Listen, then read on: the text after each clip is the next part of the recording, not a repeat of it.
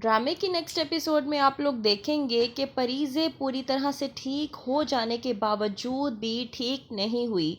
उसके दिलो दिमाग पे अब तक सुल्तान सवार है। वो जब भी सुल्तान के बारे में सोचती है उसका दिमाग अपने कंट्रोल से बाहर हो जाता है और वो पागलों वाली हरकतें करना शुरू कर देती है। उसके दिल में अब भी सुल्तान को लेकर इतना खौफ है कि वो अब भी सुकून की ज़िंदगी गुजार नहीं पा रही। और उसकी ये हालत देखकर राफ़ी बहुत ज़्यादा परेशान है, क्योंकि वो दिल ही दिल में परीज़े को पसंद भी करने लगा है। पहले उसने उसको जॉब दी और अब वो उसकी खातिर पूरी पूरी रात जाग कर उसके कमरे के बाहर पहरा देता है कि कहीं परीज़े की हालत ख़राब ना हो जाए।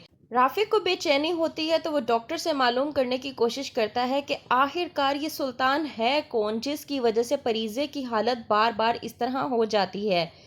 बताती है डॉक्टर के सुल्तान कोई एक शख्स था, अच्छी खासी पर्सनैलिटी का मालिक है।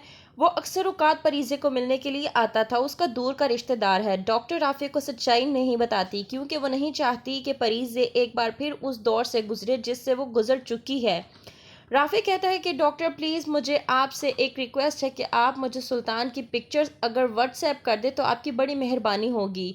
डॉक्टर उसकी ये बात मानते हुए उसे सुल्तान की पिक्चर व्हाट्सएप कर देती है। सुल्तान की पिक्चर देखने के बाद राफ़ी तय करता है कि वो सुल्तान से परीज़े का बदला लेकर ही रहेगा। ढूंढते हो उसको इंस्टाग्राम पे ढूंढने के बाद वो एक नकली प्रोफाइल लड़की की तैयार करता है जोया के नाम से और उसको फ्रेंड रिक्वेस्ट भेजता है। साथ ही उसकी उससे चैटिंग स्टार्ट हो जाती है। राफ़े के दिल में है नफ़रत सुल्तान के लिए, क्योंकि वो चाहता है कि सुल्तान को उसी तरह से ज़लीलो ख्वार करे जिस तरह से परीज़े हुई थी, और जो कुछ परीज़े ने फेस किया है वो चाहता है कि सुल्तान भी वो कुछ फेस करे। सुल्तान इस बात से अनजान कि वो कोई लड़की नहीं बल्कि लड़का है, करने लग जाता है उससे चैटिंग और उससे डेट करने लग जाता है।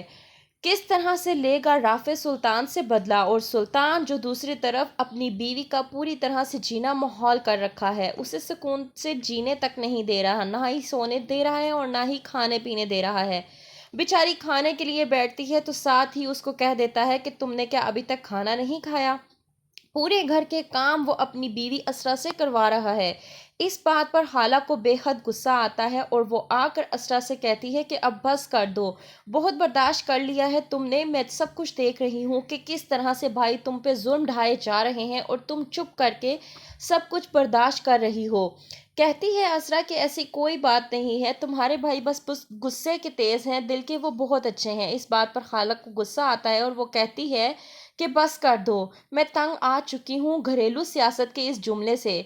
हर औरत बस यही कहती है कि उसका शौहर दिल का बहुत अच्छा है, बस गुस्से का तेज़ है, और उसके गुस्से पे काबू पा लिया तो सब कुछ आपके हाथ में है। लेकिन ऐसा कुछ नहीं होता।